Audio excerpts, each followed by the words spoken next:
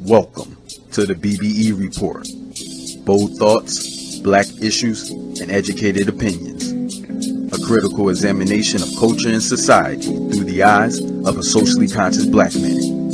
Featuring the reviews, rants, and reports by your host, Brother A. Peace and power, family. I'm here with our first official BBE Report. And it's not a good one. This is about what happened, what took place last night on July 5th, or at least was brought to light last night through social media, trending on Twitter, and obviously being addressed or at least mentioned by all the major media circuits today. That is the shooting death of Alton Sterling out of Baton Rouge. He was a black man, 37 years old, selling CDs outside of a convenience store when a phone call into the police was made about a complaint from someone who claimed that a man in a red shirt had a gun. Upon arrival, as from the officer's point of view, they had an altercation. Well, when you see the video evidence, which has been circulating through all social media, there was a straight attack on this black man. And I will go into first read you the first report.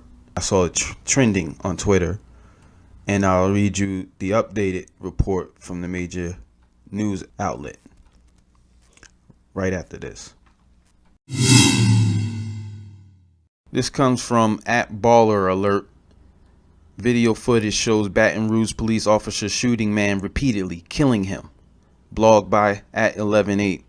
A man was shot multiple times in the chest and back by Baton Rouge police officers, and it was all caught on tape. What prompted authorities to approach Alton Sterling, 37, is still under investigation.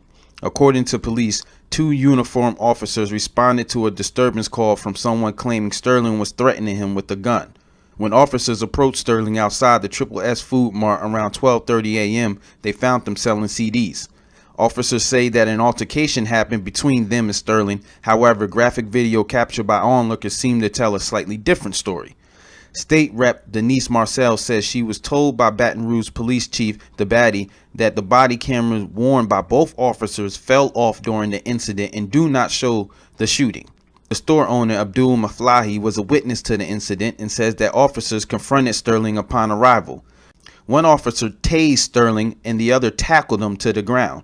While on the ground, the officer who previously fired his taser pulled out his gun and shot Sterling. Maflahi said he did not see a gun in Sterling's hand, but did see officers pull something, possibly a gun, out of Sterling's pocket after the shooting. In the video, a police officer could be heard yelling, "He's got a gun," while the other one says, "If you effing move, I swear to God," while holding his gun just inches from Sterling's chest. Alton Sterling, a father of 5, is known to sell CDs outside of this store for years, so it's not likely it was the store owner who called the police. #Justice for Alton Sterling. This next article comes from NBC News with updated events. Alton Sterling shooting by Baton Rouge police sparks outrage, protests. The family of a black man shot multiple times by police during a confrontation at a Louisiana convenience store called for an independent investigation and officials to resign in the wake of video showing the chilling incident. Graphic footage circulating online, filmed by a witness early Tuesday, appears to show Alton Sterling, 37, being shot as 2 cops pin him to the ground. His death has sparked protests against police brutality in Baton Rouge, and family members in the local NAACP branch called for Louisiana State Police to take over the review from the Baton Rouge Police Department. I'm calling on anybody in this city with the backbone to go arrest those 2 officers, Mike McClellan of the local NAACP said at a news conference Wednesday. This is a new day, he added. We will not have anybody who allows this type of action to take place. Baton Rouge officials did not immediately respond to the criticism, but a news conference was planned for Wednesday afternoon. Baton Rouge police said uniformed officers responded to a call after midnight Tuesday about a black man in a red shirt who was selling CDs and had reportedly threatened a caller with a gun. Officers made contact with the 5'11" Sterling in the parking lot of a Triple S Food Mart, and an altercation ensued, police said in a statement. The video footage released today of the shooting of Alton Sterling was deeply troubling. Sterling was shot during the altercation and died at the scene, the statement said. 2 officers have been placed on administrative leave per standard procedure, it added, saying the investigation was ongoing. Sterling died from multiple gunshot wounds to the chest and back, according to East Baton Rouge coroner Dr. William Clark. He would not immediately confirm reports that Sterling was shot 7 times. The president of the NAACP, Cornell Brooks, called video of the incident hard to watch, but far harder to ignore. Get on the ground is heard before 2 officers confront a man in a red t-shirt. One officer tackles the man, throwing him on the hood of the car and onto the ground. The second officer climbs on and helps hold him down. One officer appears to shout a warning. He's got a gun, gun, while the man is on the ground. One officer pulls out his gun. He holds it to the back of the man's head or neck. Shooting is heard, and then 2 pops as the camera quickly cuts away. At least 2 more pops are heard. Background voices are heard saying, "Oh my God," and they shot him, and they killed this boy. "Oh my God," a woman's voice shrieks. Sterling, a convicted felon and wouldn't be permitted to have a gun, those who knew him said he kept one to protect himself from robbers. Edmund Jordan, Louisiana state representative and Sterling family attorney, said whether or not Sterling had a gun is irrelevant. At the moment, he was pinned because the video doesn't appear to show him wielding a weapon or pulling out one against the officers. Sterling's sister, Mignon Chambers, said something needs to be done in the wake of the shooting. "There's no reason for you to handle him the way that you did," she said. "It wasn't right." Quinetta McMillan, the mother of Sterling's 15-year-old son, said officers handled the incident unjustly and told reporters Wednesday that they killed the man who was simply trying to earn a living and take care of his children. "I, for one, will not rest or not allow him to be swept in the dirt," McMillan said as Sterling's son sobbed behind her. Sterling had recently been residing in a transitional living center, according to the Advocate newspaper. An employee of the Triple S Food Mart called Sterling generous and said he often gave away CDs or bought food or drinks for other customers, he told the Associated Press. Some lawmakers said Sterling's family deserves answers for what happened. State Rep Ted James called the shooting a murder, saying in a statement, "It has made me question what it really means to be in the land of the free and home of the brave." James also demanded an independent investigation and scrutiny of the police department's body camera policy. Local media reported that the officer's body camera had fallen off. State Rep Denise Marcel, who sponsored the bill to equip Baton Rouge officers with body cameras, said at Wednesday's news conference that she wants police to stop using those body cameras in favor of ones that don't seem to fall off so easily. Congress Cedric Richmond cited a number of unanswered questions around the tragedy, including the level of force and response of officers after. The video footage released today of the shooting of Alton Sterling was deeply troubling and has understandably evoked strong emotion and anger in our community, Richmond said in the statement. "I share in this anger and join in the community in the pursuit of justice."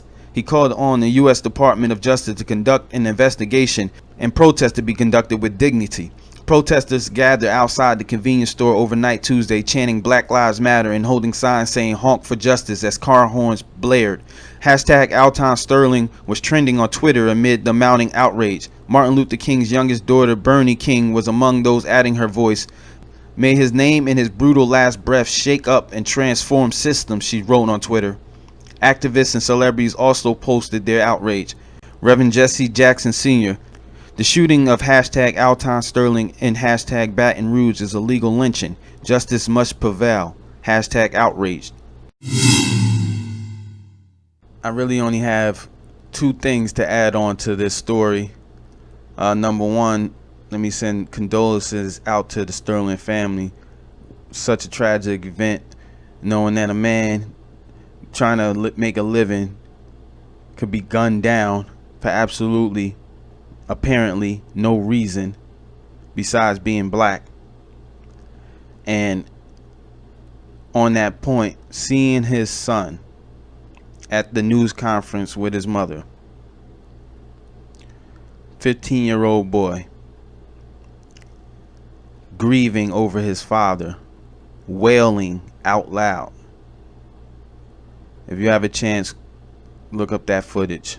It's so touching and so heart-wrenching. If you don't feel for the family that lost their father, their brother, their loved one, their son, you don't have a heart.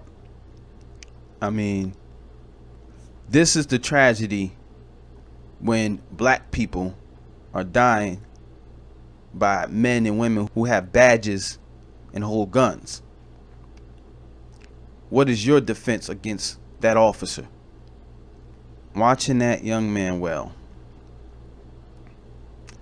just shows the effect that these killings by the officers are doing to the entire black family structure.